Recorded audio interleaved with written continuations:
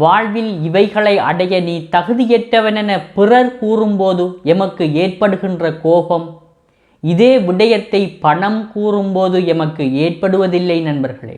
வாழ்வில் அநேகமான நல்ல விடயங்களை பெற்றவர்கள் வாழ்வில் நிம்மதியை உணர முடியாமைக்கான காரணம், அவர்களது வாழ்வில் பெற்ற நல்ல விடயங்களில் அவர்கள் மகிழ்ச்சியை உணரவில்லை என்பதுதான்.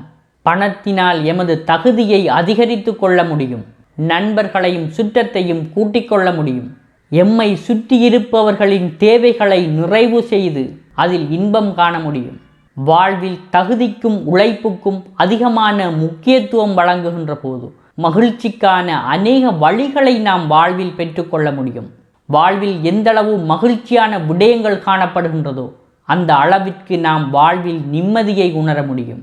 வாழ்வில் உங்களுக்கு வழங்கப்பட்டிருக்கின்ற நல்ல விடயங்களை பட்டியலிடுங்கள்.